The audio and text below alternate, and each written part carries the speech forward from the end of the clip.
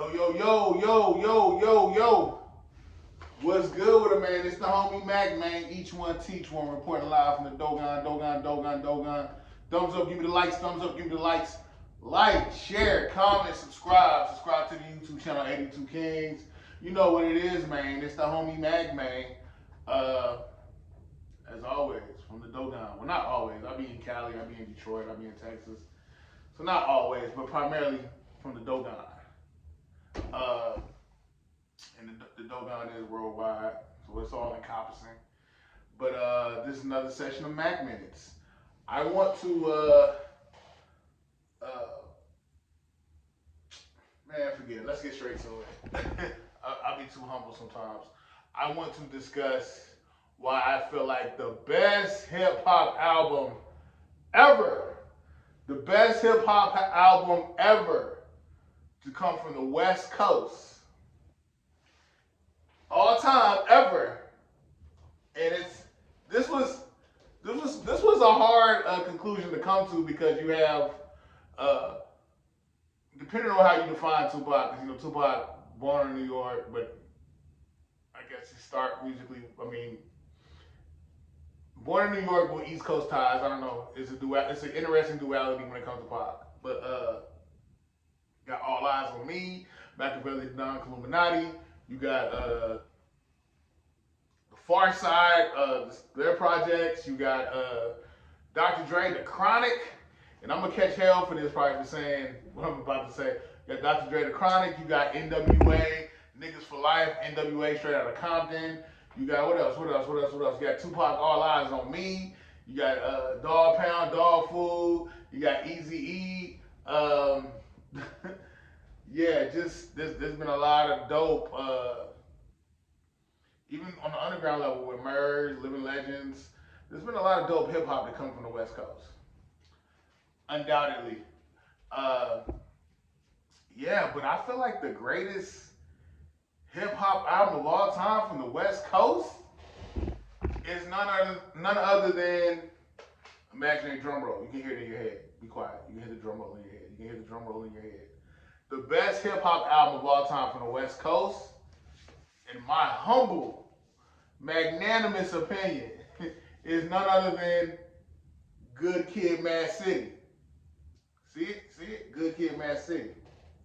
Good Kid, Mad City. By the homie Kendrick Lamar.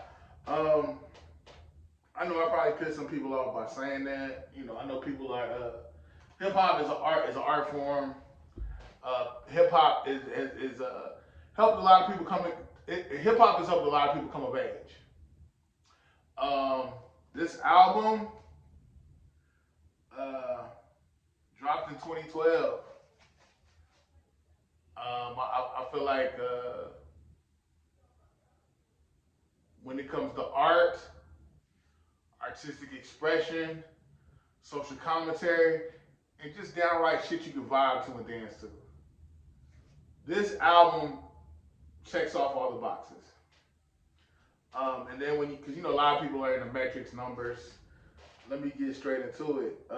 And shout out to the homie Brandon. We supposed to have a debate, but you know what I'm talking about. But according to chart history, this is from Variety.com. According to chart history, Good Kid, Mad City has spent 520 weeks on the Billboard Top 200, making an even 10 years. The album peaked at number 2 on November 10th, 2012, about 3 weeks after its debut. Just saying, not a lot of people can say that. But let's get straight to it. I know I keep saying that, but like for real, let's talk about it. The thing that I liked about Good Kid, Mad City, I feel is one of my homies from Watts. You know who you are. He had told me that the thing that he liked about Good Kid, Mad City was as if Kendrick was giving a first-person narrative, first-person view of what it was like to grow up in Los Angeles County. The things that you may incur, from gang violence to dealing with death, very direct, uh, cogent, um, surreal way. Like he's talking about losing homies. I mean, the video, the album video, the album even starts off with a prayer. It starts off with a prayer. Then you have Shireen, aka Master Splinter's daughter, get into that song, and he's just talking about how he met a girl that he liked. She was cute, but she ended up trying to set him up. Just different experiences, from treachery to, again, losing homies, to even spiritual development. Like I said, this album literally starts off with a prayer. I think the thing that I like most about Good Kid, Mad City is that it had a balance between lyricism. I think Kendrick is definitely a lyrical genius. I mean, the man has won a Pulitzer. But this album was very well written, especially, I want to say, let me find it.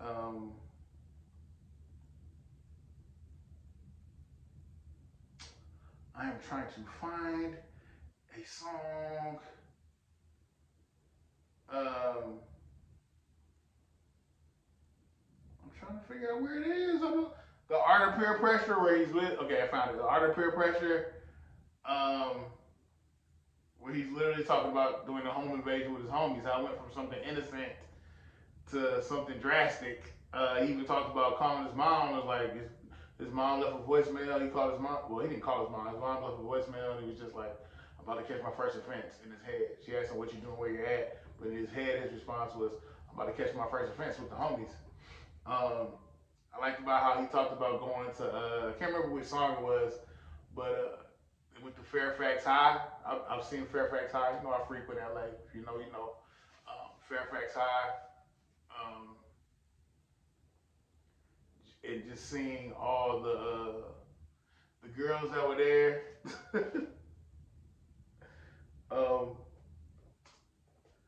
I think the one of the things that I really liked about this album was how, even as an adult, he was able to have a really direct account on stuff he endured, you know, as a child.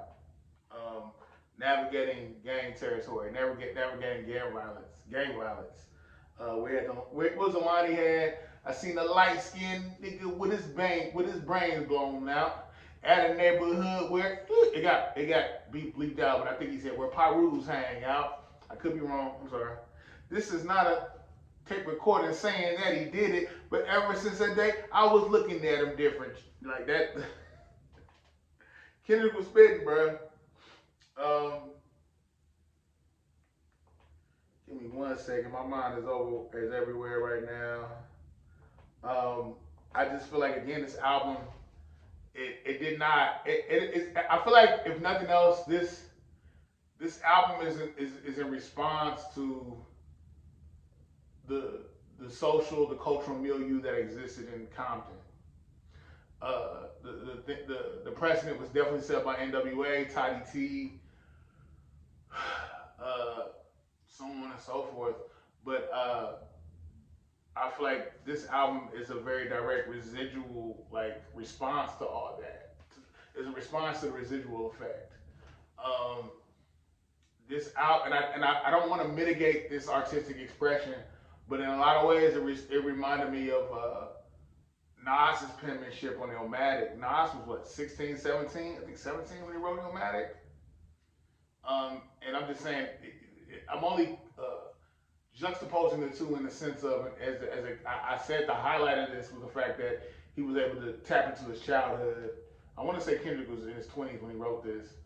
Because Section 80 came out before this, but yeah. But I think, even though it, tapped into his childhood, but Nas was a child when he wrote about his childhood in a very advanced way on Illmatic. But I just see a connection between the two, if it makes sense. I know I just kind of rambled a little bit there. But no, track listing. Well, first of all, who produced? Who did the production? Give me 1 second. I thought I had it pulled up. I guess I didn't. You see my laptop? I'm on my laptop. See. Let's see.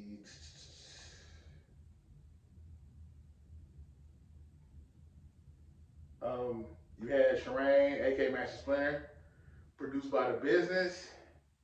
You had Bitch Don't Kill My Vibe, which was a hard single. Produced by Soundwave, salute to Soundwave. Backseat Freestyle, produced by Hit Boy. Salute to the homie Hit Boy from, did all the dope stuff for Nas, did a whole trilogy, well, beyond trilogy with Nas, did a whole series with Nas. The Art of Peer Pressure, produced by Taboo. Money Trees, shout out to J-Rock. Money Trees was dope. J-Rock killed it. Produced by DJ Dahi. Poetic Justice, featuring the homie Drake. Produced by Scoop DeVille. Good Kid, produced by Pharrell Williams. Mad City, featuring MC8. Paying homage to the old school. I think it's dope that Mad City had that on this album. Kendrick put MC8 on this album or had MC8 on this album. I thought that was dope. Swimming Pools, produced by T Minus. Sing About Me, I'm Dying of Thirst. Great storytelling. It was definitely an add-on or like the part 2. I can't remember the name of the song. It was on Section 80. But it was part of that. Basically, a part 2 of that song from Section 80. Sing About Me, I'm Dying of Thirst. It was a story. Real, produced by Martin. Compton, produced by Just Blaze. And there were a lot of bonus tracks. I didn't realize that you had The Recipe, produced by Scoop DeVille. The Recipe was a hard song. Black Boy Fly, produced by Rocky Parker. Now or Never, featuring Mary J. Blige, produced by Splash.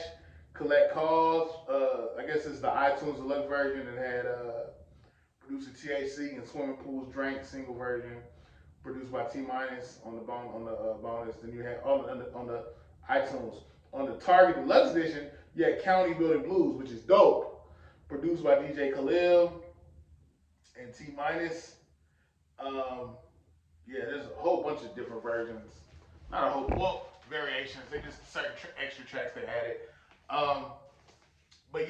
This is my favorite West Coast hip hop album of all time. I think the best, but again, it's just my perspective. Because I feel like it took a lot of West Coast sensibilities and it reflected on the culture. Through him reminiscing of how he processed everything as a child. Remember that album of Prince of Thieves by Prince Paul? How it was basically like a cinematic, an opera. There were narratives, went from one song to another. Good Kid, Mad City did that.